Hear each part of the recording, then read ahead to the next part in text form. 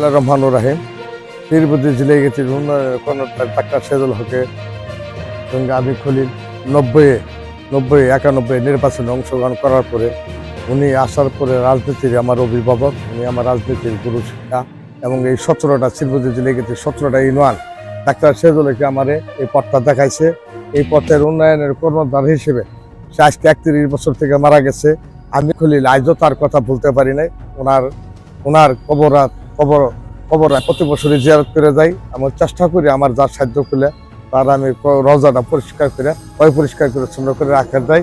আমার কথাটা আমার হৃদয়ের ভালোবাসাটা যে সেজুল হকের ছেলে মাহমুদুল হক রুবেল সাহেবের সঙ্গে যাতে এই ভালোবাসাটা ওনার বাবার সঙ্গে যেটা আছে এই ভালোবাসাটা যাতে আমার থাকে।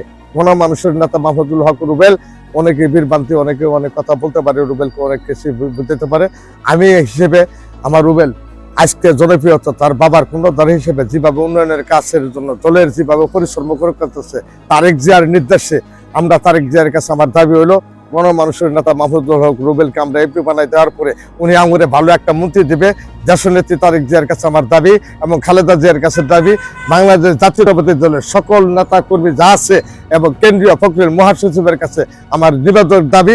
আমি খলিল বলতে চাই আমার শেরপুরের ডাক্তার সেজুল হকের যেভাবে একটা মন্ত্রী দিচ্ছেন ওনার ছেলেকে একটা মন্ত্রী দেওয়ার পরে পীরবুদ্ধি জিলে গেছে উন্নয়নের কাজ করার তৌফিক দান করে দেন, যাতে গণমানুষের খেজমত, রাস্তাঘাট, খাল খোদন, মানুষের গরিব মানুষের মতো, বয়স্ক ভাতা, বিধবা ভাতা, সকল মানুষের যাতে উন্নয়নের কাজ করতে পারে।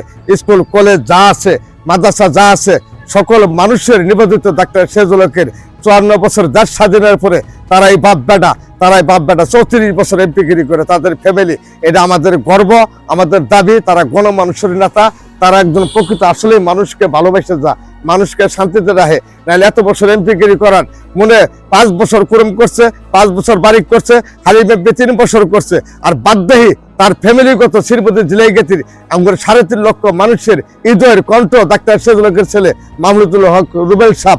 আগামী দিনে ভবিষ্যতে আমরা গণমানুষটাকে নির্বাচিত গণমানুষের এমপি বানাই দেবো। আমাদের তারেক জিয়ার কাছে দাবি, মহাসচিবের কাছে দাবি, উনি আমাদের যে শেরপুরের একটা অহংকারের একটা ভালো একটা মন্ত্রী যা, এটা আমাদের দাবি। বিগত 17 বছরের নেতা কর্মী যারা আমরা ছিলাম, জামাত শিবির যারা ছিলাম, ভারী ঘর থাকতে পারি নাই। আমি খলিল নিজেও 786 দিন পরিবার ছাড়া আমার ছেলে জেল খাটছে, আমার পরিবার জেল খাটছে।